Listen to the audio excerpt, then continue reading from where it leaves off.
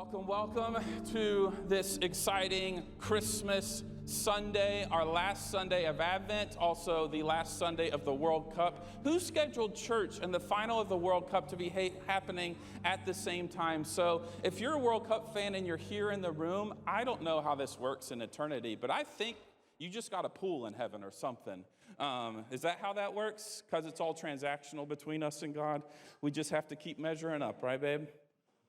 It's an oasis. Yeah. Huh? Oh, yeah. If any of you are shamelessly streaming the game in your lap, a right hand equals a goal for Argentina, and a left hand equals a goal for France. So just shoot that up when you have the chance. And if you get so, strung out on the spirit here in a minute that you just need to, just stand up and give a shout of a game update, I won't be mad. I'm really thankful to be with you, and there's a lot of stuff going on, a lot of stuff we could point to. I just want to continue. I'm going to get off the order of my slides, Chad. I just want to continue to point you as the central hub of how we're trying to shift where and how we communicate details to things to our events page on the website. Go there. You're going to see all the things coming up. But I do want to point your attention to two things. One is Christmas Eve is on Saturday, y'all. How many of you feel prepared for Christmas in your house? Anybody feel prepared for Christmas in your house? That's good. All the young parents. Anybody else freaking out at the Prime deadline that's happening on Amazon? But it's happening. So Christmas Eve's amazing around here. It's one of my favorite gatherings of the whole year. And I just want to invite you to come back this Saturday at 5 o'clock. We're going to have cookie decorating and live music in the lobby starting at 4:30. It's really it's a service for the whole family, so bring some folks. We're going to sing some Christmas carols. We're going to hear the Christmas story. I'm going to give a short message. We'll do communion, have the moment of candlelight. It's really going to be a good time. So be back on Saturday at 5 p.m. We'd love to see you. And just by way of reminder, that means that we are not going to regather the next morning. So this Christmas Eve gathering will be our only gathering this weekend. And then I want to let you in on, if you'll give me 3 minutes to explain the heart behind it, the following weekend is going to be our annual Sabbath Sunday, okay? And so let me frame it this way, that at Bridge Church, we exist to practice the way of Jesus together for the sake of the world. And something that we're continually growing into is a shared way of doing life. And part of that shared way of doing life recognizes that at the heart of practicing the way of Jesus, we exist in a world that is fast, it's hurried, it's work-centered, it's performance-centered, and where we tend to put the burden on ourselves for things that are meant to be God's. And we ignore intentional rhythms of rest and reminding ourselves of that and living in community in that practice.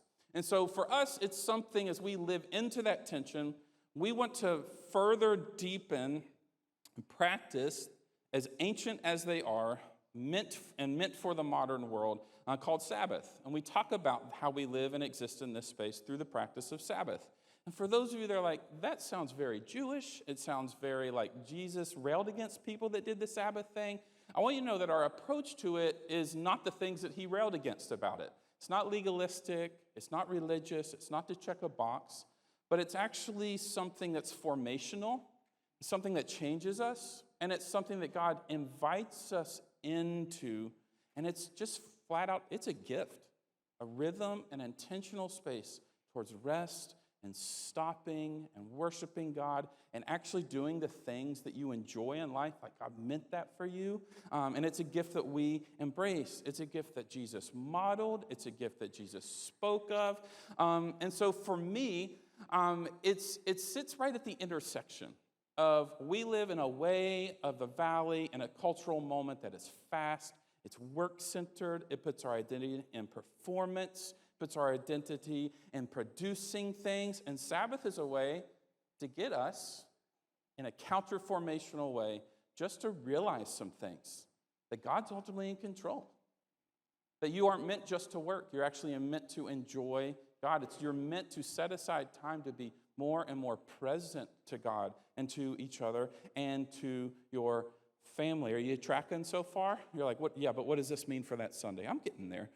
Sabbath for us, Rich Viotis tweeted this past week, actually. He said that Sabbath is not a reward for hard work. It's actually a gift we receive. It's a reminder that on this side of eternity, our work will always remain incomplete. It's a day that moves us from production to presence. It reminds us that we are not God, and Sabbath always points us to a deeper rest that we need found in Christ. And so, not by way of prescribing the how and the when and the where, and is it 2 hours because I'm a working family and we got a window of time between things, or is it a 24-hour period? Does it have to be Friday night to Saturday night? I'm not going to prescribe any of that. I'm just going to say, as a church, we want to grow into, in our own way of practicing and apprenticing with Jesus, that we are more intentionally being counterformed against putting the stake of our lives in our achievement, in our work, in our activities, in our hurry, and slowing down, stopping, and resting, and eating everything in sight for a 24-hour period. Can I get a what on that? And taking the time just to enjoy life and to be more present to God. So that's what Sabbath is. And so next Sunday, on January 1st, we're going to not gather here as a way for you to live into that there. All right? So on Sunday, January 1st, whatever your need for expressing Sabbath might be, stopping, delighting, resting, worshiping, do it. Plan to do it. And do it with other people. That's the invitation. And it's a way to put literally our money where our mouth is. You're like, you guys just want a day off? No, I want I get to steward this thing for a little bit. And I want to say, listen, we get 52 chances at this a year. What's 1 week where we get to model a thing that God invites us into continually? And we just say, make it happen. And I don't want to prescribe a method. I just want to invite you into it. And so I'm going to post some stuff this week that's like, hey, if you're like a young family with little kids, your expression of Sabbath is going to look different than the empty nesters in the room. If you're single this Christmas or that Sunday, your expression might look different for others. So I just want to invite you into that. Does that sound okay? Yeah. Sounds fantastic. To me, he's not a mentor. He's like one of those authors that's a mentor, but he's not really a mentor. I just read his stuff a lot. He talks about back when he was preaching, he didn't want to break his routine of practicing Sabbath on Sunday from sundown Saturday to sundown Sunday. And a big part of him is he would just kick all of his healthy eating habits to the side. And so imagine this, every Sunday before he got in front of people to talk, and there's always that weird risk of do I eat breakfast or not? Can my stomach handle the coffee? Because at 10:55, I'm in front of a room of people, and hopefully the stomach's chill. You know what I mean? It's a thought in the back of the mind every single week. And so he would wake up early and he would just slam peanut butter and honey sandwiches, bacon, sausage, eggs. He would eat all this stuff Sunday morning because it was part of his Sabbath. And then he just prayed that he didn't have to run off stage in the middle of his talk. And so far, Jesus, knock on wood, plead the blood, and all those other things, hasn't happened to me yet. So Sabbath, live into it. It's going to be fantastic. Sound good? Eat what you want. I'm giving you permission. Break your diet. Do it. Do it. Don't kick the day off by getting healthy of the new year. Just eat whatever you want. Fatten yourself up for all the calories you're not going to do throughout the rest of the year. Hey, would you stand one more time? And let's read our scripture together. And then I'm excited to bring you this kind of thing that's on my heart today. This is a familiar text. We've really used it off and on throughout our whole Advent season together. It comes from John chapter 1, verses 1 through 5. It says this: In the beginning was the Word, and the Word was with God, and the Word was God. He was with God in the beginning. Through him, talking of Jesus, all things were made, and without him nothing was made that has been made. In him was life, and that life was the light of all mankind. The light shines in the darkness, and the darkness has not overcome it. Say this with me. This is the word of the Lord. Thanks be. You may be seated. Right now, hurling through time and space at more than 37,000 miles per hour in a distance known as interstellar space, 14.8 billion miles away from where you are sitting right now, is a spacecraft named Voyager 1. It was launched from planet Earth into the unknown universe on August 20th, 1977. And with it, it is carrying the hopes of scientific discovery about our universe not yet seen. It also carries another hope. That hope is of communication. In addition to all the, what I'll just call science stuff on it, Voyager 1 carries a golden phonograph record. And think of like a digital time capsule with not much storage because it was 1977. This phonograph, golden record, was carefully constructed by a guy named Carl Sagan and his team. They were put together for the sole purpose of communicating what life on Earth was like to possible life forms Voyager might run into on its journey. Yes, like aliens. And so Sagan was given the task of condensing all of human history, picking the best of the best, communicating us to whatever them might be, and putting it on this golden record. Can you imagine that question? Like, hey guys, could you comb through all of recorded human history and, like identify what makes us us? And do it on a less digital storage space than the latest T-Swift album or the latest movie that is going viral on Netflix. And also by modern ears, remember this is 1977, so they couldn't Google it. They're not running down, they don't have smartphones, they don't have the internet. I think it sounds like a fairly fun project to be part of. But I could also imagine that you get in that room and pretty quickly things would get heavy. They get pretty existential because you're asking some pretty fundamental questions about what do we include and why do we include it? We're having to dig into answers questions like, what does it even mean to be human? And what parts of our history do we show off and what parts do we just keep hidden?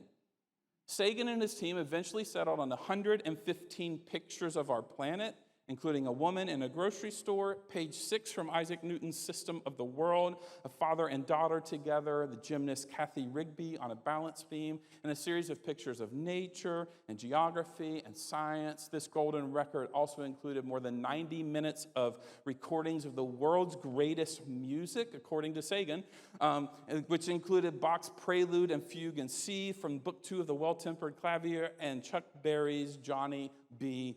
Goode.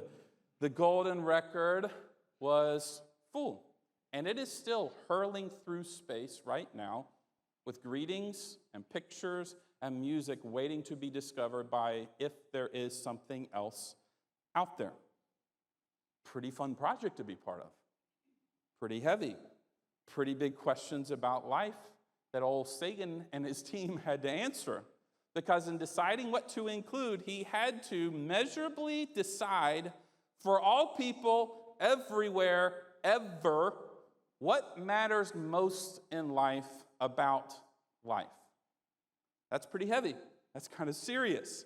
But it presents an interesting question for you and I to interact with today, thinking about this text where John says there is this guy named Jesus who in him was life. And he was like light to the darkness. Like the deepest, darkest void of the universe, there is a being, a person who was there then, who will be there then, and is here now, that is light and life. Interesting questions we can flip on ourselves. Now, you and I, our lives don't get remembered and then encapsulated and shipped off into space for someone else to discover.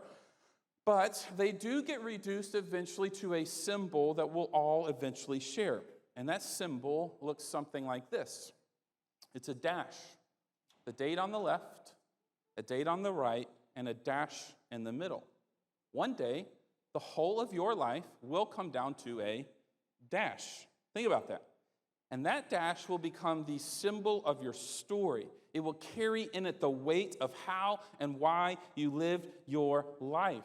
And so entertaining serious questions that Sagan was asking, and now we're putting it on ourselves.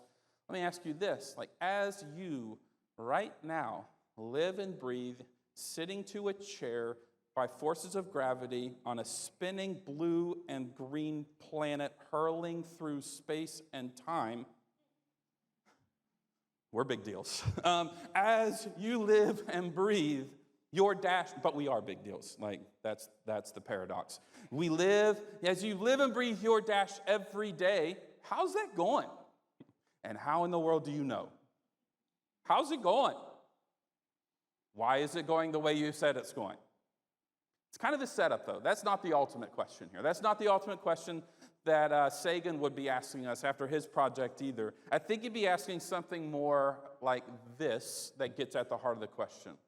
What matters most in my life? What matters most in my life? And how do I measure that it matters? Like, what tactics am I bringing to everyday living that communicates that this matters to me? And we might give the quick cliche answers, and those are fine answers. They're good answers. They might be true. They are true. But really, what I want you to consider is, what is it about your life that matters? Because intentionally or unintentionally, here's the question, like, what do you value so much that it is shaping what will become of your dash? How would someone else tell your story right now? Like so many others, you may be living with or struggling deeply with what it might mean to just live a life that matters. Like, I think in different ways, all of us are answering and asking that question. We're trying to take what seems like broken and fragmented segments of a life and weave it together into some beautiful whole. Maybe you're trying to take the trauma of your past and mash it up with the beauty of what's happening now and create a better picture for the future. Maybe you're blending two families, and that has its ups and downs. Maybe you're trying to apply lessons from a past job to this new one and seeing if you can get better. You can rise the ranks. You can get more successful. And all of those things are good things, but it seems like there's always something else at play underneath it. It's something that this guy, William Irvine, has this great line where he talks about the danger of misliving. And essentially, he just says that all of us at the end of the day have a fundamental question to ask. I'm paraphrasing that. Will we spend our lives seeking that which is truly valuable, or will we define our lives by the things that are ultimately trivial? And the deeper question is, who determines the value? I know I'm really philosophical today. I'm sorry. It is. Most of us, though, here's where it gets really human. If I could name one of the felt expressions of the struggle bus that some of us are riding, many of us are riding, whether it's now, in the future, or have ridden, is that there is a tension that exists in the daily lived experience between who you actually are, who you want to be. Who you actually are today and what you want to become. And somewhere in that mix is God coming to earth and inviting you to a life that's connected to him, that says, I am light in the darkness and I am life. In other spots he says, like, I am the light of the world. In other spots he says, I have come that you might have life and have it abundantly and to the full of flourishing. And every day we grind and we hustle and we work and we think and we stress out, just trying to close that gap. And there's another interesting thing that's happening. Some of you might even, a lot of new folks in the last few months. It's fantastic. We're so glad that, really, genuinely glad you're here. A lot of people joining teams here at the church. And you might even be finding something else, that you're getting involved at this place in this building amongst these misfit people called Bridge Church. And you're showing up and you're serving. You might even be giving your money. You're learning, you're open to changing, but you're still not making the sort of progress you thought you'd be making yet. I mean, God, I did this stuff. I even gave a present for the foster family and towards the gift card. Cha-ching, like, why isn't the stuff coming down the road? And day by day, moments tick by, and you edge closer and closer to eternity without clarity, or towards Monday without clarity, and conviction that you're just running the race that God wants you to be running.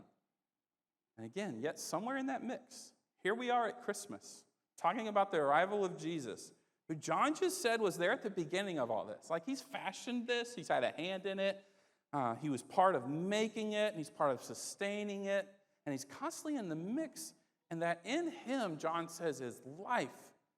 And that life is the light of all mankind. And so let me put like as plainly as I can what's on my heart for you and us today, a burden that I carry most days, well, every day. But I have a passion, I just want to name it, like I have a passion to help you live your story well. Not in a way that I can solve it, but I wake up every day just to like walk this messy journey with as many people as God might bring in our lives together to answer big questions and to become more like Jesus, to live and walk this journey with you. And today, like you may be early in life and you're just trying to live it well and forge some sort of path. Maybe you're towards the middle and you're saying, oh, maybe some course correction, or this is good, this could use some tweaking. Or maybe you're towards the final phase and you're looking back and you're like, oh no, have I missed it? Is there still hope for what's left of my time?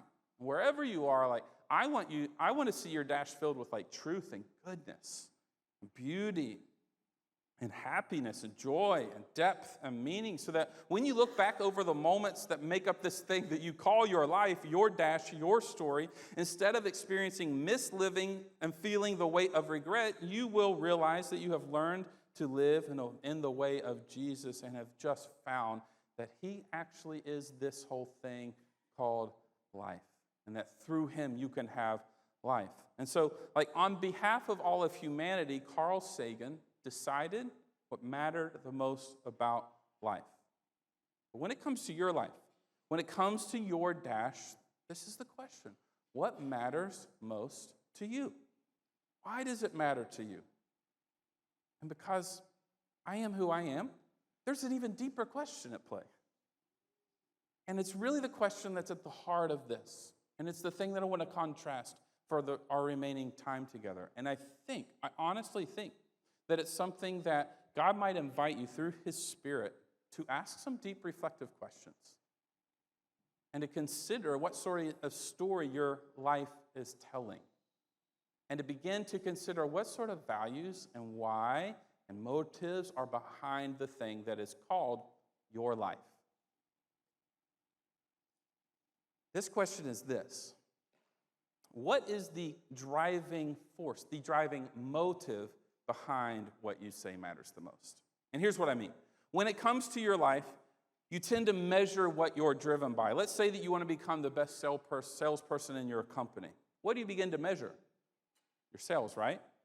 You measure your sales, you compare, you compete, you seek personal growth, you learn from and imitate the best in your field, and all of that's fine, but that still doesn't get to why you want to be the best salesperson in your company, and it still doesn't get to talk about like why you do the things you do for or against people to get to that next spot in the career ladder or to become the best salesperson. But here's my point.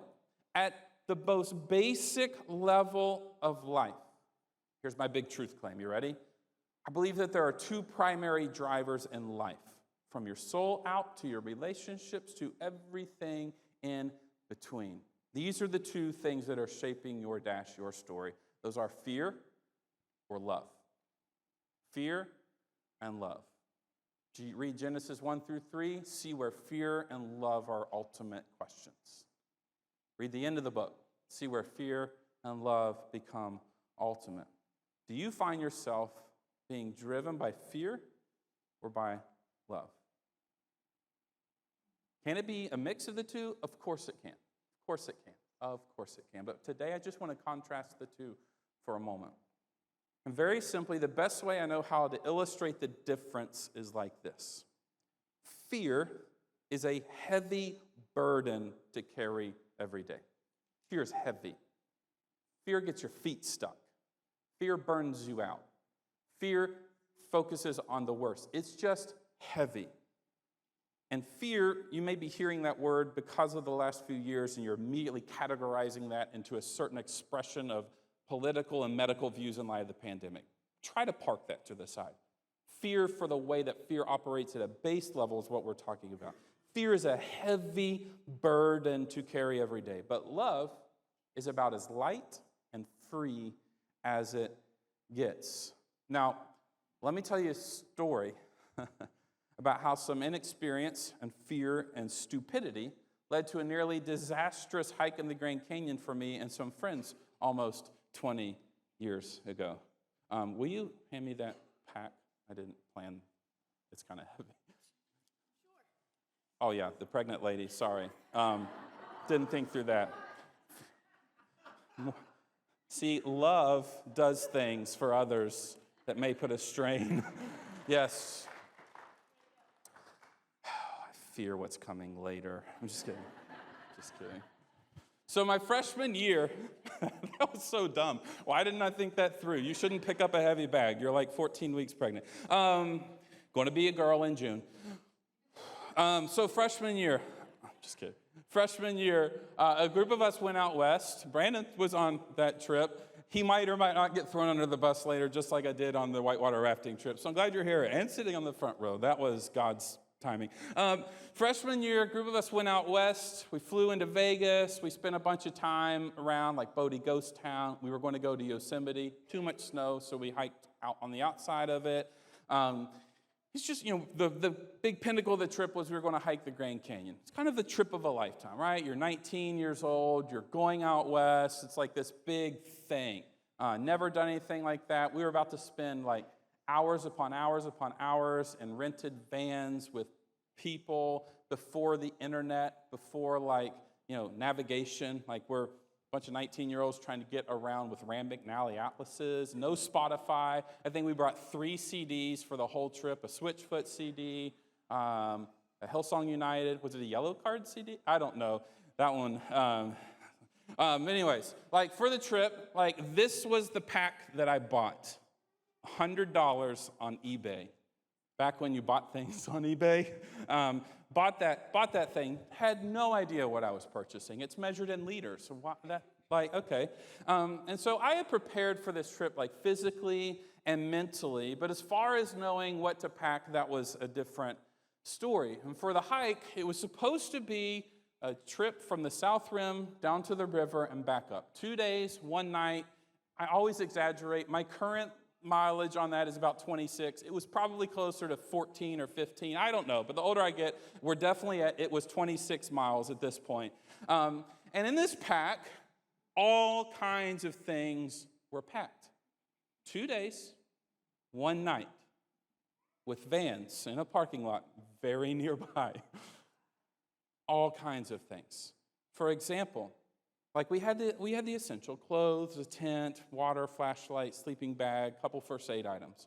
But I also had a butane burner and a pot for food that I didn't pack to cook in such a thing.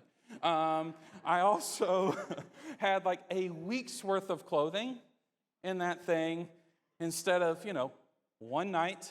I had extra batteries for my headlamp that I had just changed batteries at the van before we started hiking. I carried a book for reading because, of course, that's what one does when they're in the Grand Canyon. But I was far too dehydrated and tired to ever do that sort of thing. I just had every stupid little accessory that you could possibly have. And here's one of my favorite examples of my fear-based stupidity is instead of purchasing a water filtration system, we only brought 2 for the whole group of 16 people, one of which broke, by the way, and the other one was so slow, we all about died the next day because we couldn't refill our water.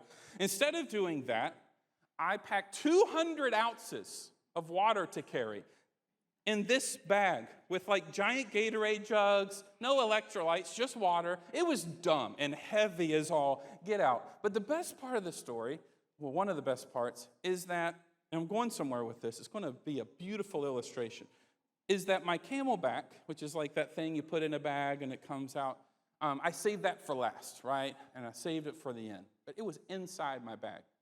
My bag was so full of other stuff that somewhere along the journey, a hole got poked in the Camelback. So when I get down to the evening and I'm unpacking, and I've got my 17 pairs of underwear just in case, and I've got my sleeping bag, and I've got everything else, everything is soaking wet.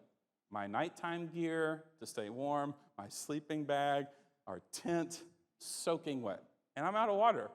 And it was not the best moment for all of us. And I could tell you a bunch of other details about what made it a really dangerously stupid trip. where people are taking 2 nights to get out, and that second night was like full of vomiting and diarrhea on cliff sides, and the rest of us that got out are eating chicken nuggets at McDonald's while the rest of them are dying still in the canyon. We're like, it's dark, can't go down. They need water. Ooh, I'm tired. I won't tell you which pack I was and which one Brandon was in. But anyways, on this trip, I packed mostly the wrong stuff. And it made my pack way too heavy. You see, this bag has a capacity for what it can and what it can't carry. It has a limit, right?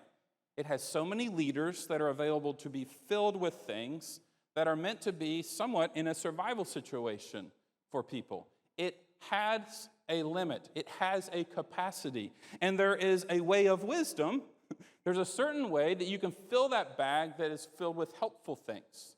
There's another way that you can fill that bag full of nonsense that ultimately just weighs you down. And one of the problems for me, and this is kind of how fear is like in your life, is that it was not that the Camelback on its own failed and had a leak. It was that all the other stuff that ultimately didn't serve a purpose, that I thought might be needed, that was stretching the capacity and the limits of what should be, it was overly filled with the non-essentials, ultimately destroyed what was the most essential thing that I could have been carrying. And that's what fear is like. That is what fear in the human heart and in the human person. And when you look at people and situations and relationships and money and church and everything in your life, there's a way in which, when you boil it all the way down to the most single driving motives for life of why you're doing and why your stories are going certain directions, I think it comes down to, am I packing my life full of things, people, and motives, and control, and competition, and success, and over-workaholism, and all the things out of fear, or am I doing it out of love? Am I doing it out of living loved and being loved and knowing that God's going to take care of me more than I can take care of myself? He's going to take care of my kids better than I can take care of my kids. Or do I need to control and stretch the capacity and go trudging through life with the heaviest of burdens that are ultimately rooted in control and fear and comparison and competition, and live under the stress for the tyranny of success and performance? And then ultimately my story does not experience life that Jesus says is on offer. And the light doesn't seem like it breaks in.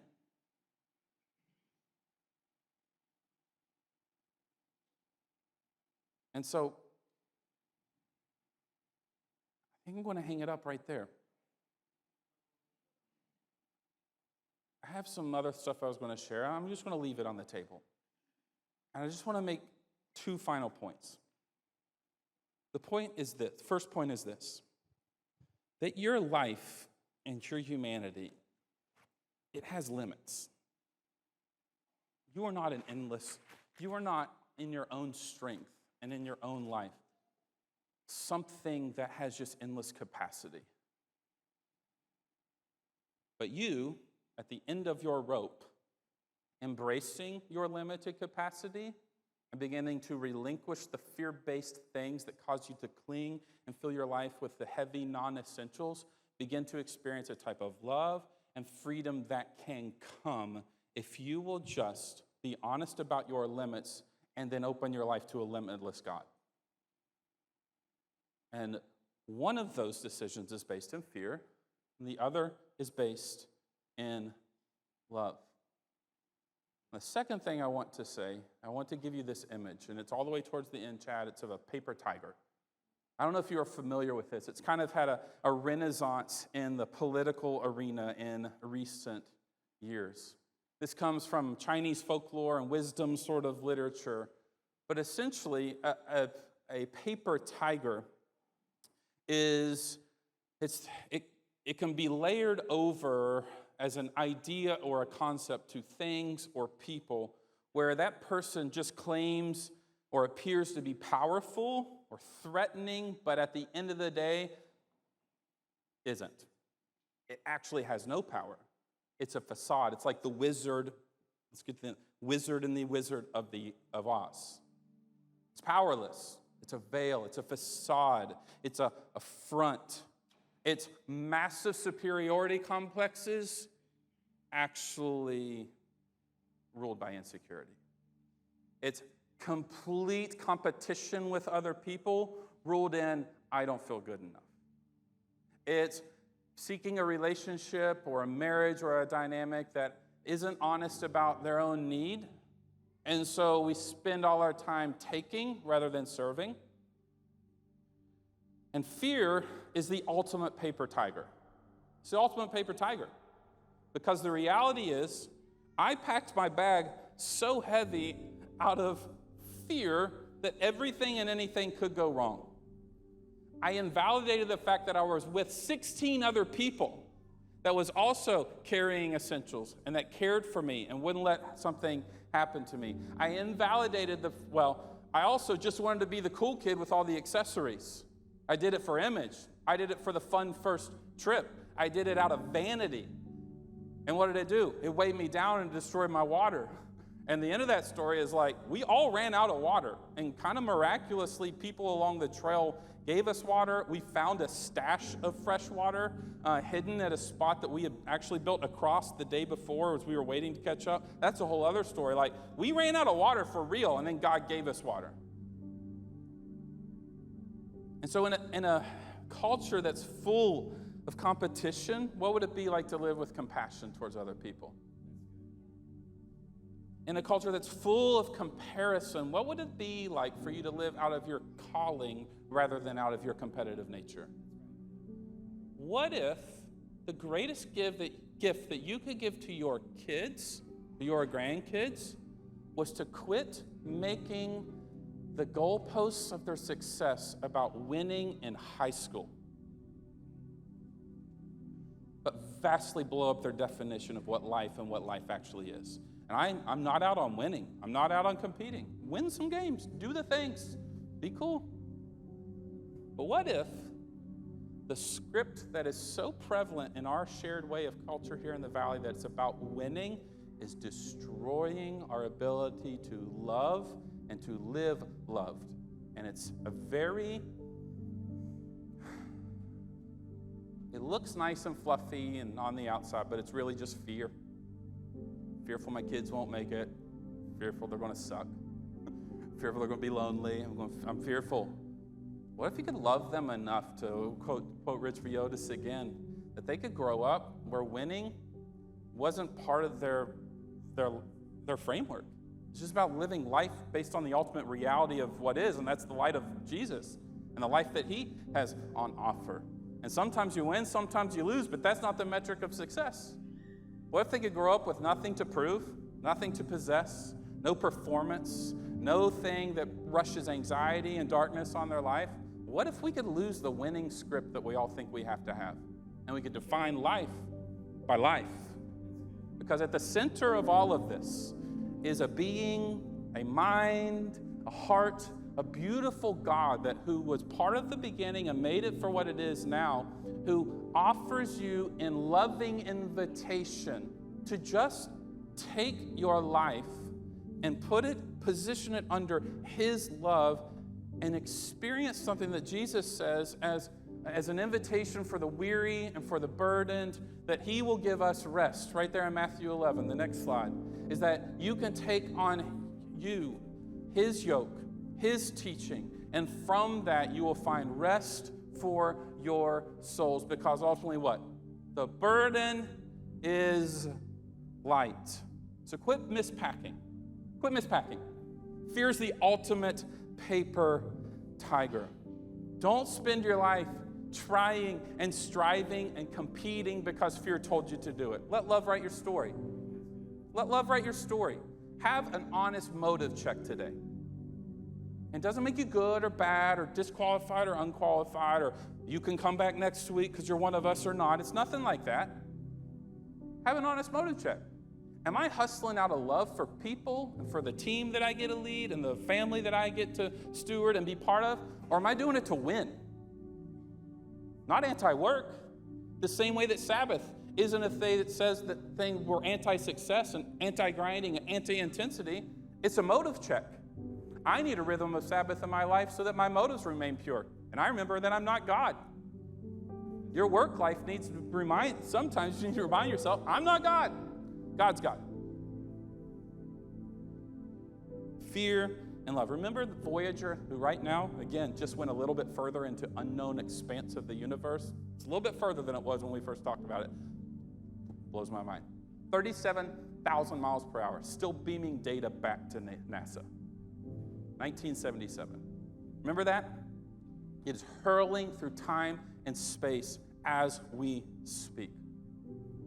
I love this story. On that golden record, going to the expanses of the known world, is a song called Dark Was the Night, Cold Was the Ground by a 1920s blues artist named Blind Willie Johnson. He's Blind Willie Johnson because his stepmom blinded him at the age of 7 by throwing lye in his eyes after his dad beat her in front of her for being with another man. He died penniless of pneumonia after sleeping bundled in wet newspapers in the ruins of his house that burnt down. But his music has left the solar system. That's what living from a place of love is like. He had no control of that. Nothing to prove, nothing to possess, no performance, nothing to fear. But his music just left the known universe. The life that you want is not something that you discover or drum up or invent or just decide is true and real. The life you really want is something that you receive. So Jesus' invitation again is to come and receive it. Come to me. Come to me, all who are weary and burdened, and I will give you rest. Take my yoke. Learn from me. Become like me. For I am gentle and humble in heart, and you will find rest for your souls. For my yoke is easy and my burden is light. And I just simply want to invite you into a season where somehow you lose the heavy pack. And you kick it away. And you let God unravel you and take out the things, and you do it not because of a place of fear, but from a place of love. And so would you just stand, and we want to invite God to meet us there in that space this day, to receive the light that is God, the life that is His this Christmas. So Father, here we are, dashes in progress, telling stories, forming stories that we need your help with. Some of us are in a season where most of the decisions we're making in life are based in fear. We're controlling more than we're surrendering. We're competing more than we're living with compassion. We're comparing more than living out of your calling. And we need your help. And the pack is heavy. We've tried to remove it, but all we've actually done is inadvertently packed it with more stuff that's not as essential. And so, God, whatever dimension that you're inviting us into where we participate and we continue to take a step and shoulder up and keep carrying this stuff that looks like fear, some of it is love, we just need your help. We're inviting your presence into our lives, into our thoughts, into our relationships in such a way that you'll give some in this room just strength to take another step. And others, you are, without a shadow of a doubt, you are naming things to them right now that they know are based in fear. And you're inviting them to rethink and to reframe and to re-experience their life, their parenting, their work, their money, their serving, their time through the place of your love. God, would you fill us with an experience of your love that is so deep that it changes everything. That it changes how we see people, it changes how we see our lives, it changes how we see time and space. And God, whatever purpose that you're writing into our hearts and the purpose that you have for this church and for this community, would you keep our motive based in love, and that when we mess it up, we'll just keep going and hand it right back to you. God, whatever ounce of fear is in front of us, remove it, God. Whatever dimension of our person, our anxiety, our darkness, our despair, the cycles in our relationships that are based in a lack of vulnerability that's rooted in fear, just blow it up in a way that helps us to live loved and give love away. May the legacy of this Advent season that we've been walking through together simply be this, that Jesus came and stepped into time and space, not to give us a mechanism to measure up, but to give us a person to give our lives to and be loved by, and to change us and grow us and mold us and give us a light for a bigger purpose. We love you. God, we ask you, really, God, I'm asking you, would you make this so real to each one of us in different ways? Thank you for your goodness towards us. It's in your name we pray. Everybody said, amen.